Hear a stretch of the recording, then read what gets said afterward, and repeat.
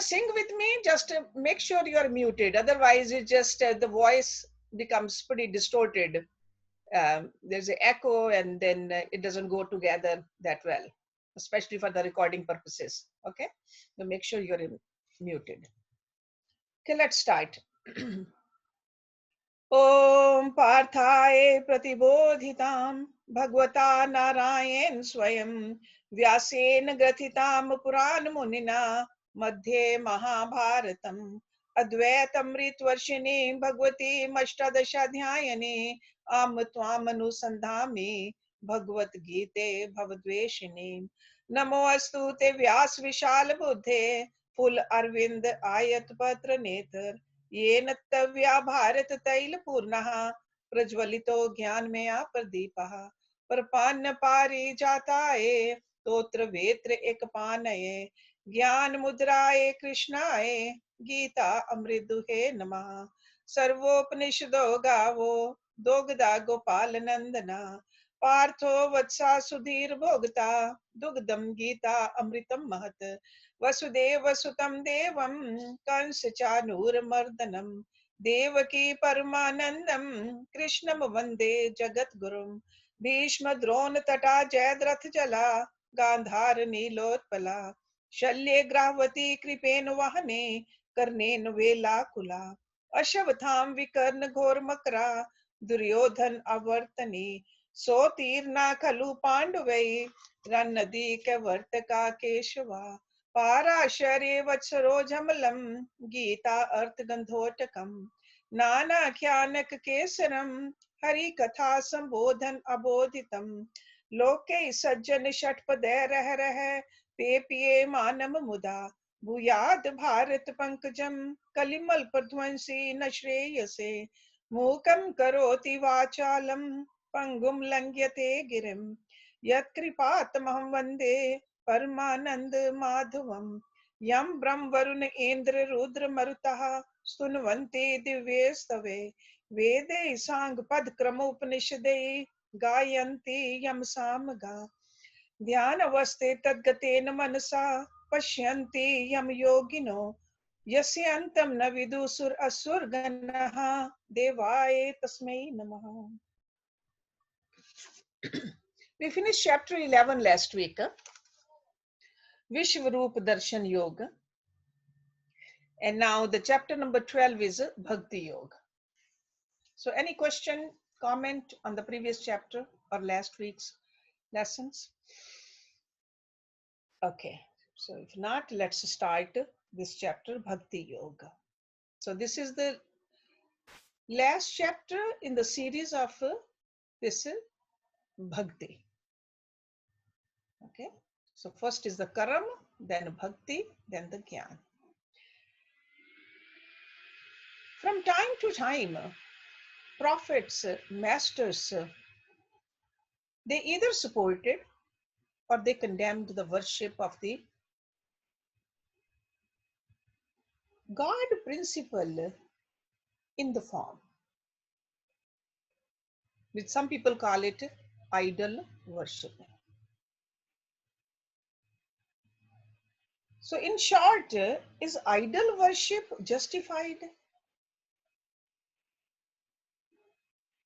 Can it provide a helpful prop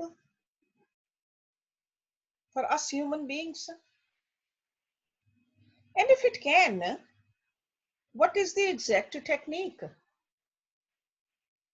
So this entire chapter is dedicated to answer this question. Should we worship with the help of an idol? If we should, how? Or we should not? So form or formless? Which one is better? So that's why Arjuna asked this question.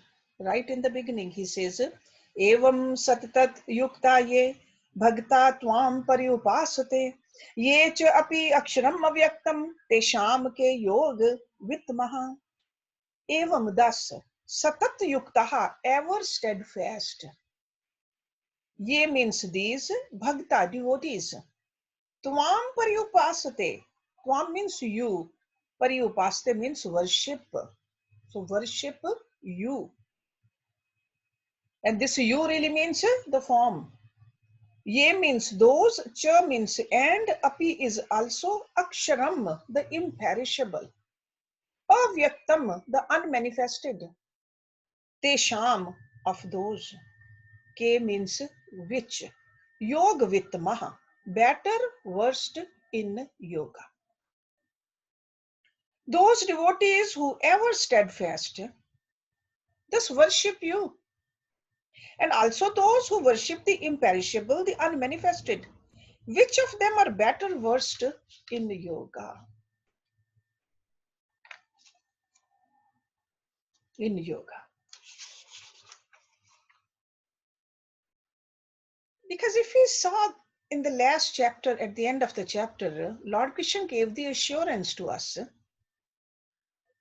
that a devotee can realize God, will know God, and even enter into God. So that's why Arjuna is asking, which way we can really enter? Who's the Yoga Yukta? So that's why Arjuna is inquiring here as to the form on which he should meditate, whether it's a form or formless. So very intelligent question actually. I'm sure it just goes into your mind also sometimes.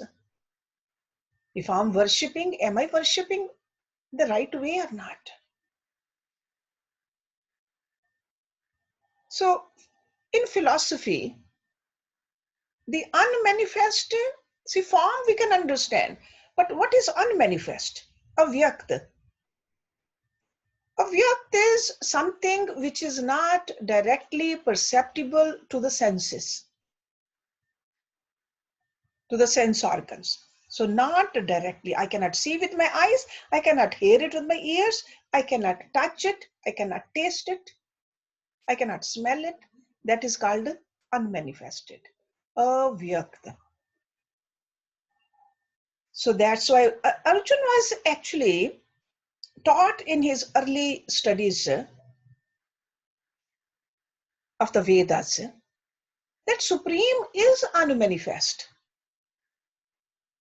Supreme is all pervading. But now in the previous chapter, he had the experience. He saw that Supreme with his own eyes. That's why he expressed all that. And he saw all that in Lord Krishna. So he saw the unmanifested, the avyakt, manifested in a body. So that's why he is kind of confused now. It's very natural that his old school of thought was being shaken by this new experience. So that's why he's saying, who is a better seeker? Is it the one who devotes himself in love to the Lord, manifest, or he who with complete detachment from all the external stimuli and meditates with ease on the unmanifest infinite?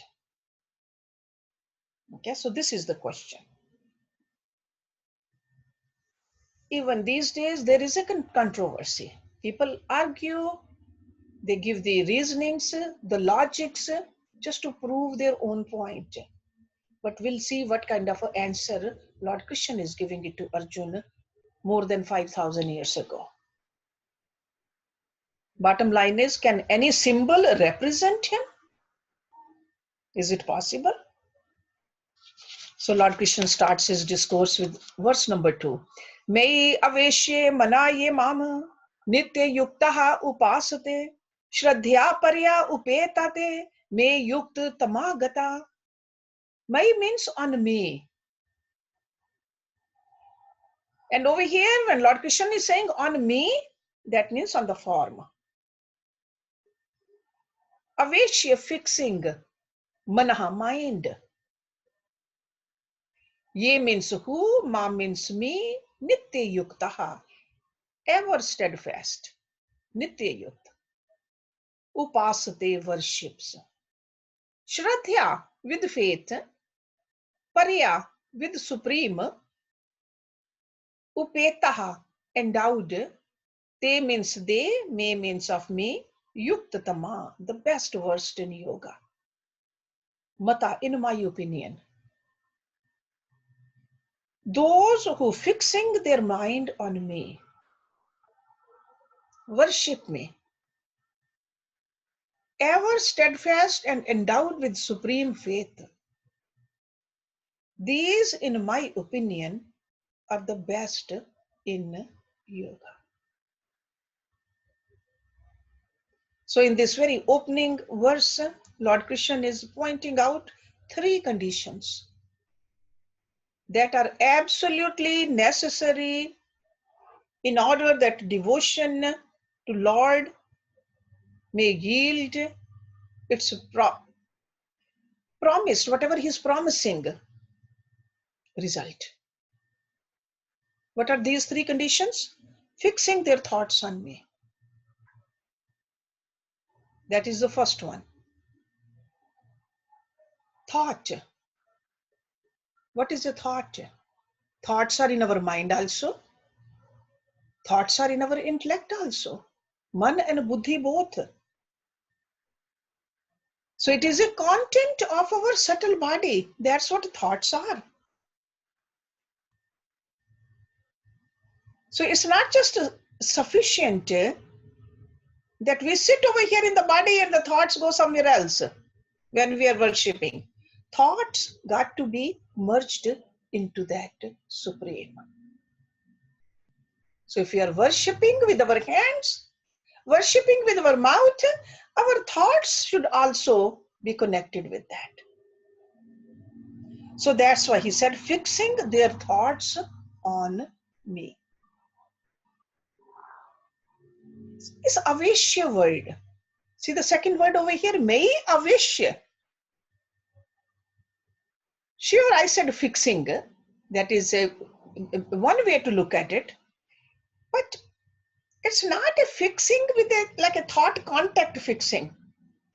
The real deep meaning of avishya is thought penetration.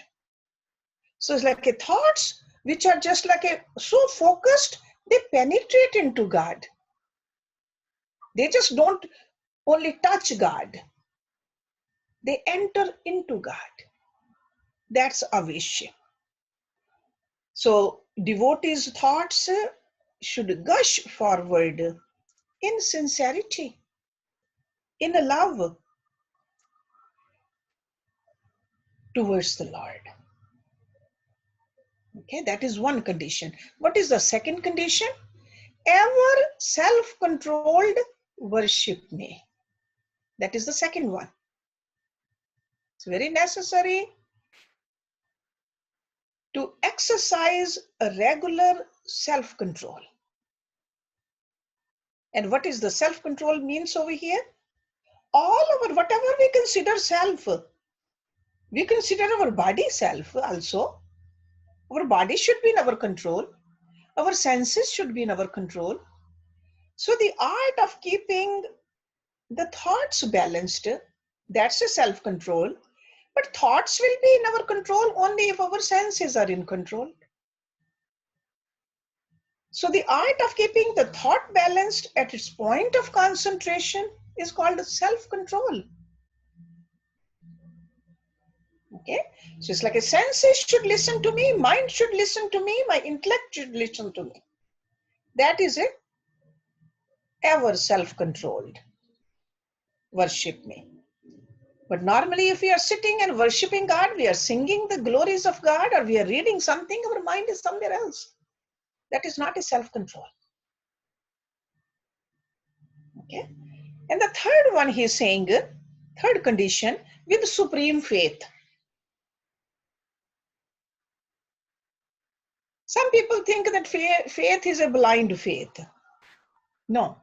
Shraddha word, the way it's defined is, my belief in something I do not know, so that I may come to know what I believe in. So this Shraddha, we always have something about which we don't know yet. But having a full belief that there will be a time when I will know it. Okay? So my belief in something I do not know, so that I may come to know what I believe in. That's the definition of a Shraddha. It's like a spirit of a faith. And with this kind of a spirit, an individual understands the exact import of the scriptural truth. So three conditions: fixing their thoughts on me, ever self-controlled worship me with supreme faith. Okay, so perfect faith, ever steadfast in worship, and one's mind totally merged with the concept of the Lord. So he says, on me. On me means on the form. On the form. Okay. So we cannot just say that I have a form, I love this form, but we just loosely, sometimes we worship, sometimes we don't. We don't have much control over our senses or the thoughts. We don't have much faith either. Then you are not steadfast devotee. So you got to check it. That are these conditions fully met, or are we moving towards that or not? Because sometimes we have it and then we slide down too. This we got to check it out. And how about the other yogis then? The yogis who worship the unmanifest. Let's look at next two verses, they go together. And Lord Krishna is talking about these unmanifest worshippers. Ye tu aksharam anirdeshyam avyaktam paryupasate sarvatra gam achintyam cha kutastam achalam dhruvam samniyam indriya gramam sarvatra sambuddhya te prapunavanti mamev sarvabhut hite rata. So this is number 3 and 4. So let's go back to number 3. Ye means who, tu means verily. Aksharam, imperishable. See, kshar means something which perishes. Akshar means which does not perish, does not get destroyed. Anirdeshyam, indefinable. Avyaktam, the unmanifested. Paryupasate, worship. Sarvatra gam, omnipresent. Achintyam, the unthinkable. Jya means and. Kutastham, the unchangeable. Achalam, the immovable. Dhruvam, the eternal. Those who worship the imperishable, the indefinable, the unmanifest, the omnipresent, the unthinkable, the unchangeable, the immovable, the eternal. So this is that formless. That's how we can at least put some idea about formless. Okay, and formless is called Brahm. Brahm. When it comes in a form, what do we call it? Ishwar, Avatar, right? See, that's why we often talk about Brahm is all pervading, which is everywhere. In simple language, that's what we say. Brahm is that, everywhere. Over here, we are learning this is some Sanskrit terms. The Vedic terminology, what formless is. And the Vedas, what do they say? This Brahm is only one, which is called supreme entity. It's everywhere. There's no place where it's not. It's like a divine light, which is nirgun. Nirgun means without qualities. Qualities means the sattvic, rajasic, tamasic. It's nirvishesh, without attributes. And it's nirakar, without form.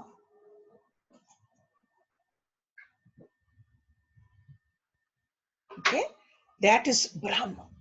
But when it comes into the form of Ishwar, which Lord Krishna is talking about in the previous chapter, previous verse, and previous chapter also, he showed that form. So we call it Ishwar or we call it Bhagwan also, the different names for it. Bhagwan is the aspect of God that manifests with a personal form. And why does Brahm manifests in the form of Bhagwan? For the benefit, for the welfare of people like us. Because if something we cannot see, something we cannot touch, something we cannot connect with, how can we get satisfied with it? It's almost like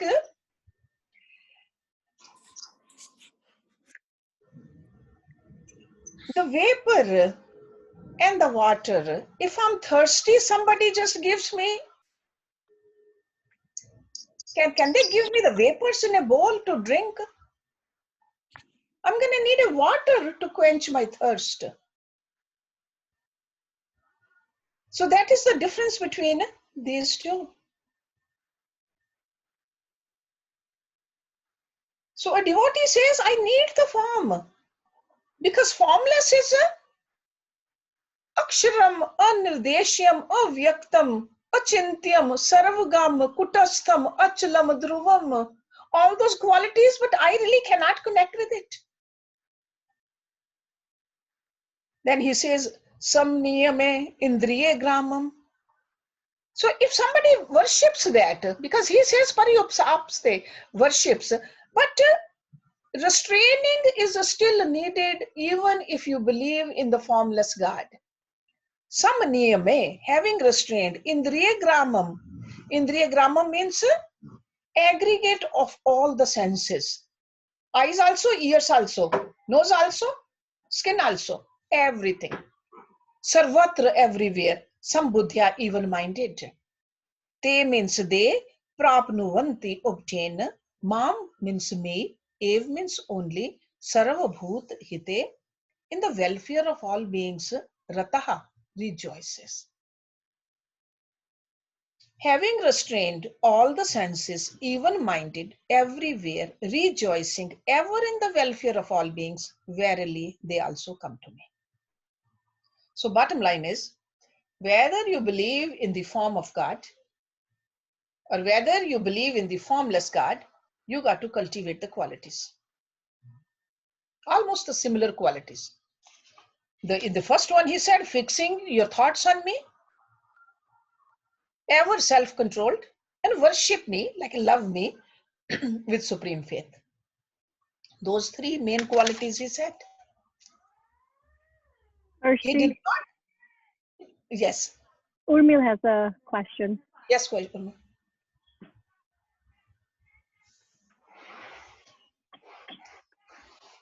Urmil, you have to unmute yourself.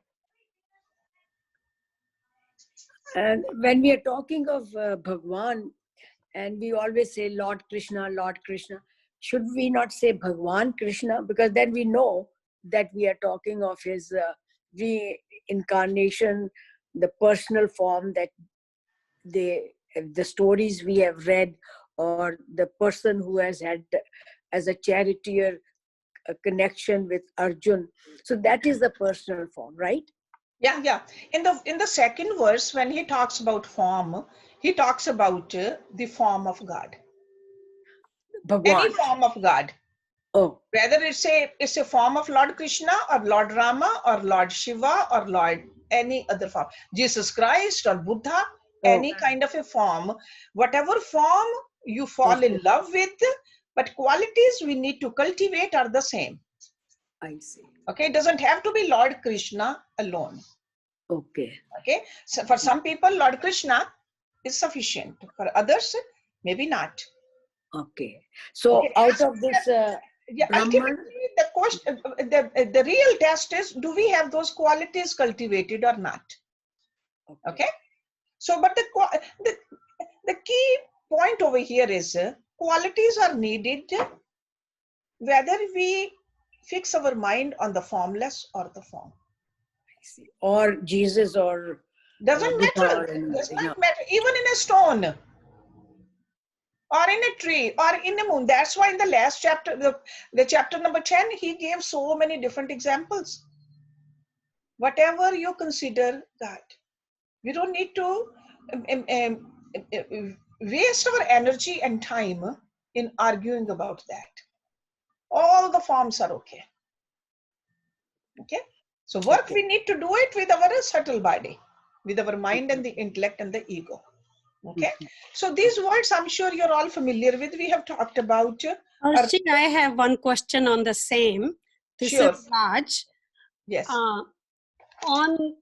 So he's saying that if you meditate on Brahm, that is more difficult and like for normal human beings. Yeah, we're gonna get to that. Yes, we're gonna get to that because it's that is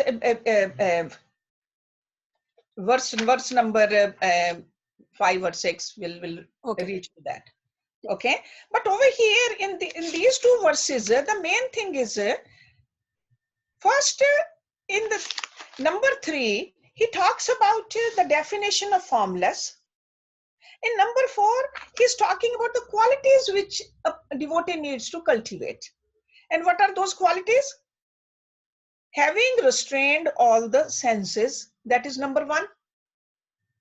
Some niyame. Because the sense organs are the real gateways through which the disturbing world goes in. So he says control those gateways. And the same thing was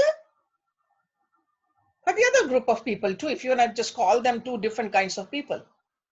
Then second one, he says, some buddhya, always equanimous. So that means a full control over the intellect. Senses also, intellect also. If the intellects keep on churning, that's not a sambuddhya. So uniform steadiness of the intellect. Because if God is everywhere and you have to connect with that, so you got to have a unfluctuating intellect. If a person says, no, I believe in the formless and others don't believe in the formless and they are no good, that's not a sambuddhya. Sambuddhya is totally equanimous, no churning. And then third quality, he says, sarva bhut hite, intent on the welfare of all beings. Then if you are seeing God in everybody and everywhere, then devote your whole life for the welfare of not just the human beings and not just only your group of people or your family, the entire creation. Do you see the vastness of this definition? So if we believe in a Nirakar Upasana, then this should just come out automatically that I want to just live a life where I devote myself to the entire creation. That's why those Vedic rishis, what did they talk about? What do we sing at the end of the Havan? We pray for the entire creation when we stand up and we sing. God, please take care of everybody. Sarve bhavantu sukhina, sarve santu niramya. Because those rishis, because back then, when the Vedas, Vedic knowledge was being seen by them in Samadhi, they were seeing God everywhere actually. They did not have the forms. That's why it was a Agni Puja. They said, God, we are inviting you in this little form, but you are everywhere. And that's why they really devoted their whole life in coming up with the techniques so that everybody can get the benefit. That's why they say yoga is for everybody. Yoga is not just for certain people, not just for the women or the men, not just for the Hindus or the Christians, for everybody. It doesn't matter which faith you belong to, or whether you worship God or not. Still God says, if you follow these principles, you will enjoy life. You'll feel healthy, you'll breathe better. For everybody. So that's where those rishis, those yogis, they practiced it. Their intention was welfare of all beings, not just a section of the beings. Okay, is it clear now? See, whether you want to worship a form, any kind of a form, or whether you can meditate on formless, you got to look at it whether these qualities are being cultivated and they are sustained inside you or not. If the arrogance comes, I'm better than you, you are not following either path actually.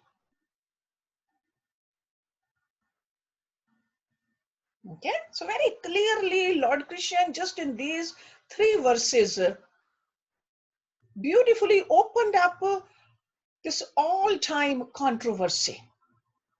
But still people do not like to read this way. I have seen many different translations of this also. But when you read one word at a time, try to see the real message of Lord Krishna. There's no 2 ways about it.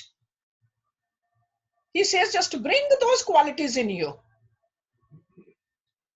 And those are basically the same qualities. Basically the same qualities. Okay. Then he says, he's not stopping it here. That is the beauty of this great teacher for us. May I ask a question, Harshji? Sure. Even when you believe in the form, aren't you still expected as a spiritual person to see God in everybody? And I can't hear you clearly, Prem. Just get a little closer to your microphone. okay, can you hear me now? Yes, it's better. Okay, I was going to say that even if you believe and you worship in form, aren't you still expected to see God in everybody and watch the creation with reverence? Not at that point, no. Start seeing the God in God first. Okay. Start seeing that power in that form first. Start from there, they say.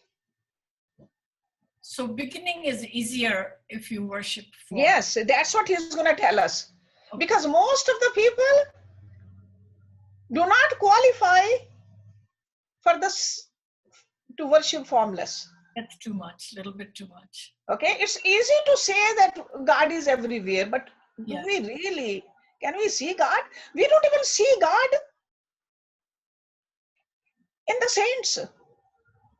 How often when we listen to a saintly person, we go for a discourse, and when on the way back home, where is our mind? How many mistakes he made grammatically? What that person was wearing? How did he look? How was he sitting? Because our mind is not that pure yet. We got to start from a very bottom where we are. But he says if somebody is there, then make sure that these qualities are there. That makes sense. Okay? So because this Bhagavad Gita is a very practical book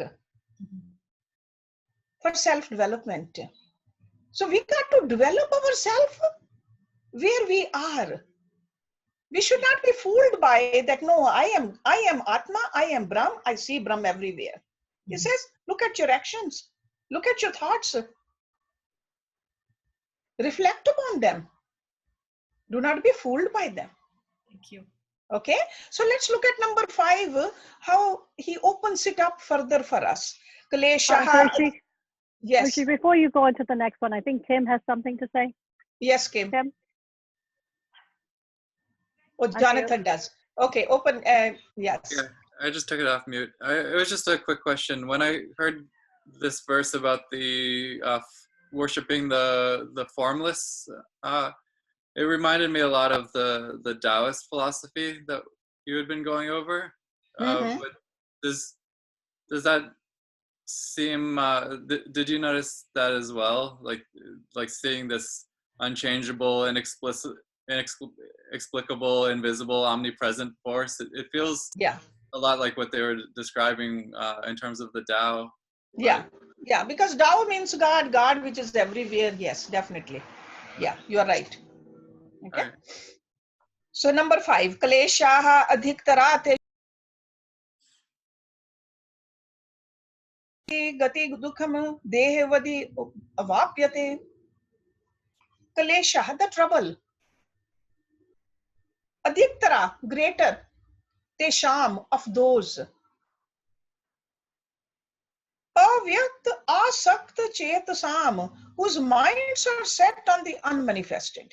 So avyakt is unmanifest. Asakt means it's like a set on, or it's like attached to Chetasam, the mind. Okay, so whose minds are set on the unmanifest. Avyakta, the unmanifested. He means for, Gati means goal, Dukha means pain, Dehavadhi for the embodied, Avapyate is reached. So Lord Krishna is saying greater is their trouble whose minds are set on the unmanifest. Why? He says for the goal, the unmanifest is very hard for the embodied to reach. We are in a body for a reason. So that's why he is explaining here why it is so hard ordinarily for seekers to contemplate upon the formless. The crucial word in this verse is embodied. What does embodied mean? That means those who are attached to their bodies. So we got to look at it. Are we attached to our bodies? And body does not mean the physical body. Even though we are very attached to our physical body, not our physical body, we are attached to the physical body of the people who we call our family. So that's why Lord Krishna just put it very directly over there. For the embodied, it's very difficult. It's painful, he says, in fact. Okay? So we are so much sunk in flesh, as they say. We basically live a life of sensuality and satisfaction of our body cravings. We get up in the morning, I mean, not in the morning, sometimes we sleep at night and we just start planning what we're going to eat tomorrow. We want to satisfy the cravings. We find it very difficult to take a very steady and continuous meditation because mind is also a body. We don't have a control over that body. We don't have a control over the physical body. We don't have a control over the intellectual body. So that's why Lord Krishna said it's very, very difficult, hard. In fact, he says, dukham, painful. How much dukh we go through when this body gets hurt. Or sometimes it doesn't even get hurt. Even if there is a chance we are in a company of somebody who is sick, or we don't even know these days who is carrying the virus, and we feel threatened because we are all embodied. So just remember that embodied means those who are attached to their bodies. So majority of us, meditation upon the Lord as expressed in the universe, like everywhere, avyakt, unmanifested, is very difficult. The devotees of the formless can be compared to the baby monkey. And the devotees of the personal form can be compared to the baby kitten.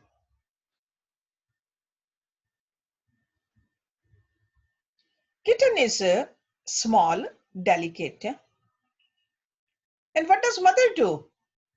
Mother takes the responsibility. Mother cat will hold the baby cat in the mouth. And what does a monkey does, a baby monkey? Just catches the mother from the bottom and wants to hold on to the mother. Okay? So that's why they say the Gyanis are like a baby monkey. When we say I'm worshipping formless, that's equivalent to a Gyani. With my own effort, I want to. And a Bhagat says, God, I see you in this form, and all I want to do is just lie down at the feet of your form. I just want to love you only. So Gyani is he who worships God as Nirguna, Nirvishesh, and Nirakar. And Gyanis, they want to rely entirely upon the self-effort. That's why I said it's like a baby monkey. And the personal form of God is like a baby kitten. I surrender. You do whatever you want to do, God. This is the difference. See, after people think that I want a darshan, I want a darshan, I want a darshan. Darshan means I want to have a vision of God. Once we have a vision of God, what do you hear from the stories? Any person who asks, because God, whenever God gives the vision, what does God do according to those stories? God says, you have done this tapasya, ask for something from me. Anybody who asked for a worldly thing, what happened to them? They got destroyed ultimately, whether it was a Kans or whether it was a Ravan or whether it was a Hiranyakashipu or any one of those. With arrogance, they got destroyed. What is the best thing to ask when you have a darshan? God, make me your devotee. Do not let your feet go away from my sight. That is a Bhagat. Okay? So that's why Lord Krishna is just telling us that very hard for embodied to worship like a Jnani. In that sense, the formless aspect of God. Then he says, Ye tu sarvani karmani mei sanyasya matpara anyen eva yogena mam dhyayanta upasate. Ye means who, tu means what, sarvani all, karmani actions. Mei means in me, sanyasya renouncing, matpara regarding me as the supreme goal. Anyen single-minded. Ev means even, yogain with yoga, ma means me, dhyayanta meditating, upasate worship. So after telling that to worship the unmanifested is very hard for the embodied, now he's telling us how to worship. How to worship the form. But those who worship me, renouncing all actions in me, all actions, not just some actions, all actions, regarding me as the supreme goal, meditating on me with single-minded devotion. Continuation of this is Tesham aham sam udharta mrityu sansar sagrat bhavame na chirat parth mei aveshit chet sam. Tesham, for them, aham I, sam udhartah, the savior, udhar karne wala. Mrityu sansar sagrat, out of the ocean of the mortal sansar. This mortal sansar is the world where we come again and again and again. Bhavami, I become nachirat. Nachirat is in due time. Whenever the right time comes, for some people it could be right away, some people it could take many, many lifetimes. Okay, there's no set time. For everybody it could be different. Nachirat. In English it's called arlong. Parth is Arjun, may in me, aveshit chet sam, of those whose minds are set. For them whose minds are set on me, verily I become Arlong, O Parth, the savior. Savior means to save them out of the ocean of finite experiences, the sansar. So over here in these two verses, number 6 and 7, Lord Krishna is prescribing certain definite conditions to be faithfully followed by the worshippers upon the form of the Lord. Okay? And he concludes that those who are following his instructions fully will be saved. That means they will pass. If we have come back in a form right now, any kind of a form, and I'm not talking about the avatars or the Yog Mukt people, I'm talking about people like us. That means we did not pass the last time. So if you want to pass, he says these are the conditions. Number 1, those who worship me, removing all actions in me. It's like it just put all your actions, no matter what you do, you are doing it for God. And we learned that in the Karam Yoga section. When we talked about the chapter number 4, Gyan Karam Sannyas Yoga, that's what Lord Krishna, he gave us some examples. He says, make all your actions as a Yagya-rupi. Yagya-rupi means do it for me. Remember God, no matter what you are doing. So when a devotee of God surrenders himself totally at his feet and acts as a messenger, I'm just doing it only God's work.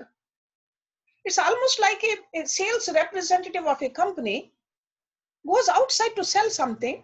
Whatever he says, even though he's just a salesperson, but he is representing the company. He has the powers of that company. He can talk with authority, whether it's about the company or whether it's about the product.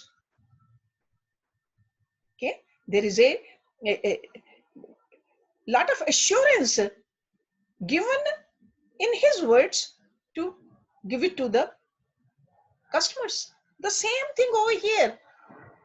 When we do all our actions for God, it just brings another level of intensity and another level of purity in our actions.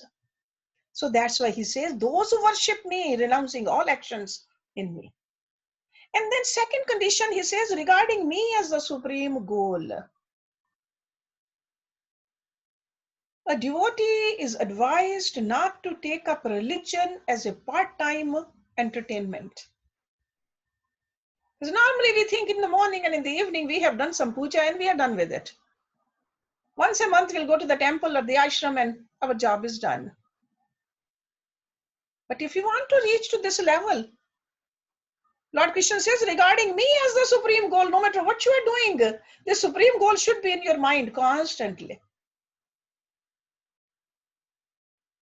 Getting up, sleeping, eating, walking, helping, no matter what you are doing, part of the mind is connected with God. Only then it's a supreme goal. With unswerving yoga. See, when he says anyen ev yogen, there are two words. One is called anya. Anya means other. Ananya means without otherness. So he is talking about Ananya Yoga. Not others, only one. See, Anya means many. Ananya means one. Two opposite words. So he says, lift your minds from the present agitations, because whenever there's an agitation in the mind, that means mind is going into diverse areas. From the diversity, bring your mind only on me. Ananya. That's Ananya Yoga. This faculty is in all of us, because this we do with the mind. So, in other words, the mental disintegration comes in us from otherness. Otherness means this goal, that goal, maybe this, maybe that. This is called a disintegration. So he says from there, from the wandering channels of your mind, bring it all into one. Ananya, Ananya Yoga. So that's why he said, those who have renounced all actions in me, who regard me as the supreme goal, and who with a single pointed mind and a goal strive, are the best of my devotees. And then he says, I shall be the savior. It's like a divine assurance he is giving it to us with the infinite guarantee. See, from a worldly people, when we get the guarantee, sometimes we think they mean it or they not mean it. There's always a little doubt. Okay? From God, when we get the guarantee, we should believe in it. He says, I shall be their savior, but we got to do our part though. So what he's telling us, we should write them down. These conditions which we need to, these are the qualities we need to cultivate in our life. And he says, there's no time limit. It's not that after 10 years. He says, you could be ready right now. No chirat, or long. So in this way, God himself becomes the savior of his devotees and delivers them from mrityu, sansar, sag, rat, the cycle of life and death. But how do we do it? Then he further clarifies in the next one. Now he has given us the conditions. But how do we do it? He says, Mai eva mana adhyasva, Mai buddhim niveshya. I'm sure you have read that. It has come at other places also in Bhagavad Gita. So, Mai eva mana adhyasva, Mai buddhi niveshya, nivashyasi, Mai eva at udharvam na sanshaya. Just don't doubt it. Because sometimes our mind thinks that no, it is too big of an assurance Lord Krishna is giving it to us. Even though we are hearing it from the mouth of the Lord. But he still says that do not doubt it. May means on me, Ev means only, mana, the mind, adhyasva, fix, may, in me, buddhim, intellect, niveshya, place, nivashyasi, thou shall live.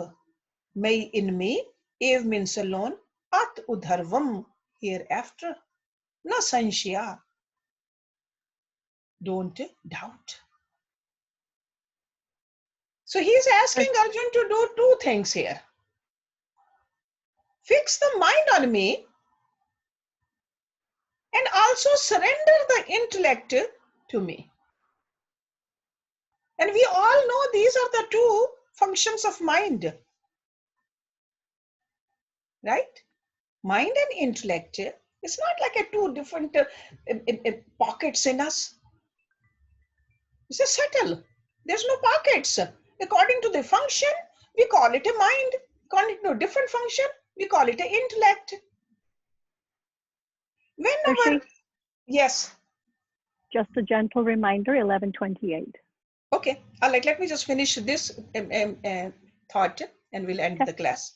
Okay, so the function of the mind is to create desires, attractions, and aversions. That's a mind. Okay, so the function of mind is to create desires, attractions, and aversions. Function of the intellect is to think, analyze, and discriminate. Discriminate means, should I do this or that? Should I go there or not there? Should I read Bhagavad Gita or read something else? That's intellect is doing it.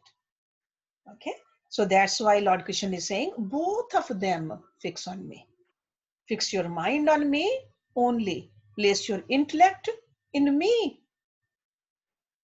Then thereafter you shall no doubt live in me alone.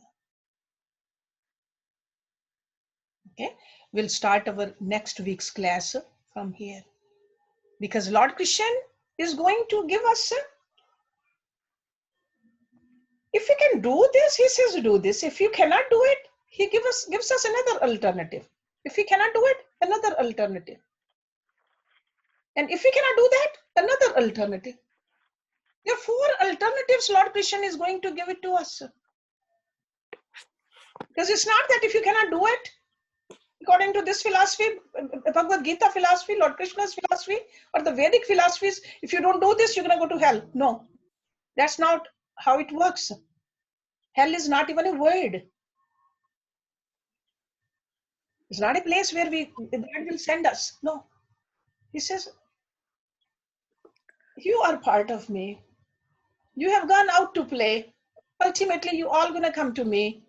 But if you can come to me directly, this is the way. But if you want to just take some time, it's choice is yours. And if you want to take longer time, choice is yours. But if you want to come directly in my lap, I'm ready. So that's what we're going to be learning in the next few verses, 4 different alternatives. And again, it's up to us to choose. And we can change our mind also later on. Maybe today we want to choose this. God says tomorrow, maybe you can do that. And that's okay too with me, he says, my children. Okay, so any question? Couple of questions we can take before the chanting, and then after the chanting, if you have questions. Okay. Urmil Chawla, you have to unmute yourself.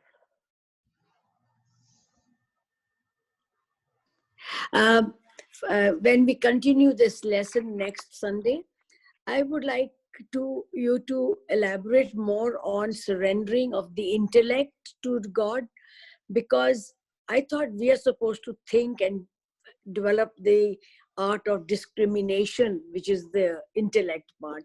Mm-hmm. But say surrender that also to God, then what are we doing?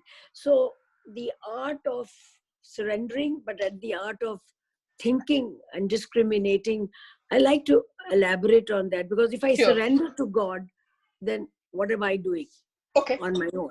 Sure. I'll let you to Sure, definitely. I'll just elaborate on that, as Urmil said. I'll just, in the next class. Today we don't have time. But you guys think about it too. But it's a very good, valid question, because I'm glad you are thinking at a deeper level, that if God is going to do, what are we going to do? Yes, what is our part in surrendering our intellect? Okay. So Raj Mittal I'll make a point and I'll talk about it. Yes. Okay. Hey, Hershey, this is Raj. Yes, Raj. My question was, can you meditate on both form and the formless? You can try. Right? Try, see if you do it. Right? If it works. Because actually what happens, sir, let me tell you. When you are meditating, we start with the form and spontaneously we reach the formless. Mm-hmm. Okay?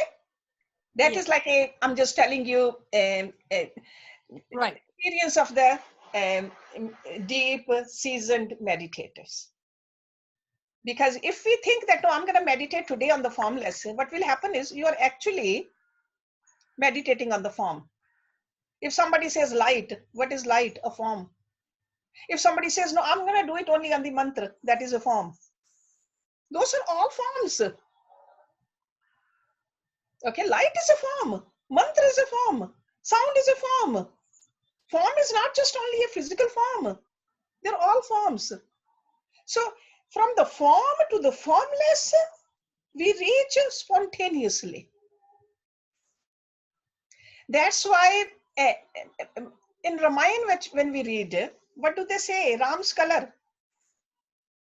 Blue. We read that even last week, if you go back to your book. What is Krishna's color? Blue. Blue. Why it's blue? It's not that their skin was blue. It's philosophically, these teachers are telling us that, and then let me go back. What kind of color of a clothes they are wearing most of the time? Yellow. So it's like a infinite wrapped in a finite. That's what it really means. So first you look at the finite. Beautiful Lord Krishna, beautiful Lord Rama, beautiful any other form. Then infinite is encased in that finite. But that infinite we can get yoked with only when we have connected with the form first and have cultivated all those qualities. Okay, is that satisfy your question? But Thank you. otherwise, can you do this? Can you not do it? This is the beauty of this philosophy. Do whatever you want, but make sure you understand it properly, and then consequences are there too. Okay, consequences are always part of the actions until we learn how to just absorb all of our actions and do our actions for God.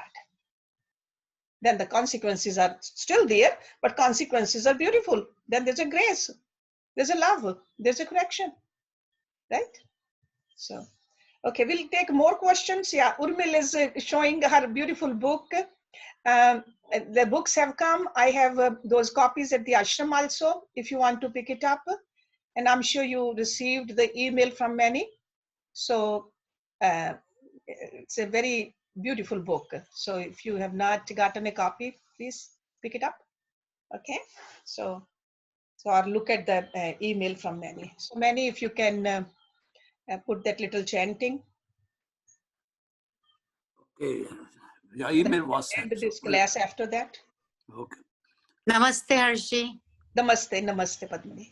I Okay. wanted to wish Okay. Mother a happy birthday and just sing 2 lines for her afterwards, if I may. Afterwards, first let's do the chanting, then afterwards, okay? Because some people like to leave Padmini, okay?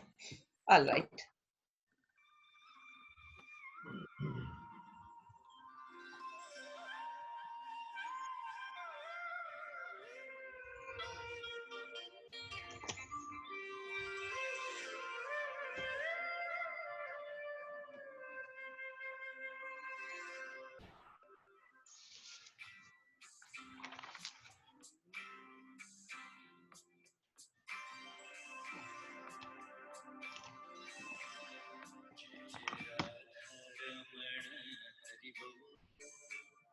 जय जय राधा रमण हरि बोल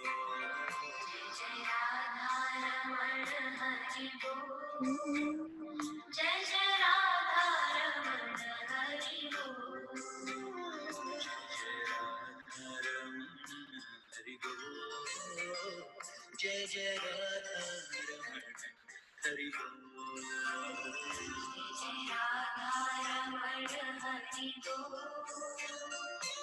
राधा रमण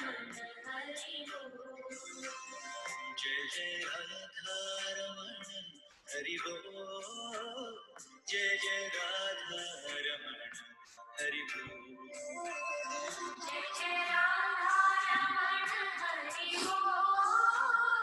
जय जय राधा रमण हरि बोल जय जय राधा रमण हरि बोल जय जय राधा रमण हरि बोल जय जय राधा रमण हरि बोल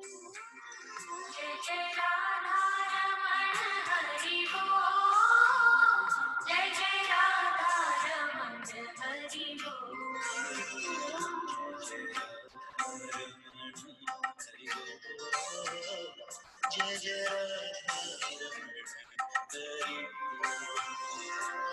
राधा रमण हरि बोल जय जय राधा रमण हरि बोल हरि बोल हरि बोल हरि बोल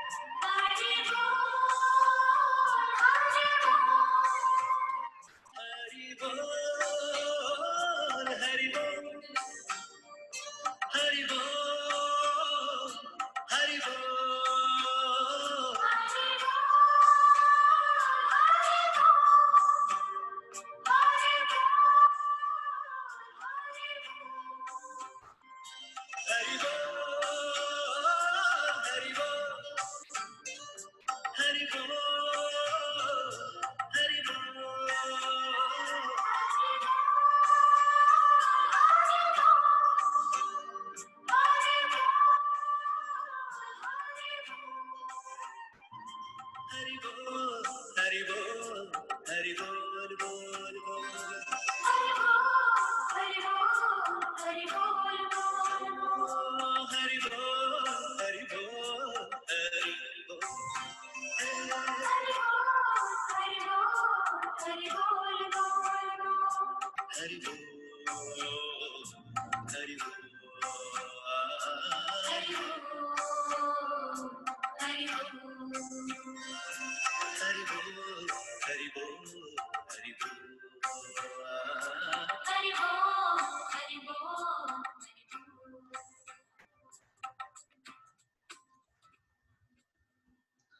Thank you. Very beautiful. So